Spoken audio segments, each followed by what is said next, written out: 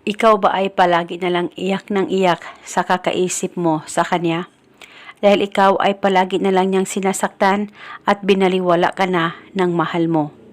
Kaya ngayon, may ituturo ako sa inyo na napaka-epektibong ritual at paniguradong ito ay makakatulong sa iyo upang siya na naman ang iiyak palagi sa kakaisip sa iyo. Basta gawin itong ritual sa mabuti at hilingin ng buong puso. Pwede mo ito gawin sa kahit na anong araw o oras na gusto mo. Una, ang gagawin mo lamang, kumuha ka ng papel at panulat. Isulat sa papel ang kanyang pangalan at apelido ng 3 beses. At pagkatapos, ilagay ito sa plastic o ziploc at kumuha ka ng kalamansi o lemon at hiwain mo lamang ang lemon o ang kalamansi at patakan mo lamang ng katas nito. Patakan mo ang kanyang pangalan at apelido na nasa loob ng plastic o ziploc.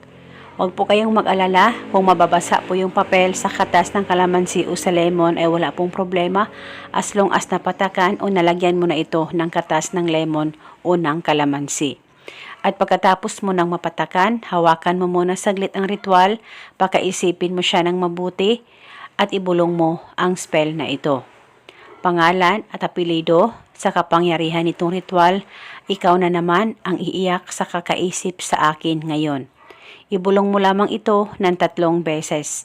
At pagkatapos, dalhin itong ritual kahit saan ka man magpunta o pwedeng itago sa damitan mo o kung saan safe na walang makakakita at makakaalam. Itago ito hanggang kailan mo gusto. At pwede mo ito bulungan paminsan-minsan kung may time po kayo. At paniguradong siya na naman ang iiyak sa kakaisip sa'yo. At tiyak, maging okay at maayos din kayong dalawa ng partner mo sa pamamagitan nitong ritual na gagawin mo ngayon.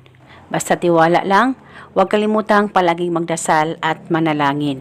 At eto muna sa ngayon, maraming salamat po sa panonood. May God bless us all.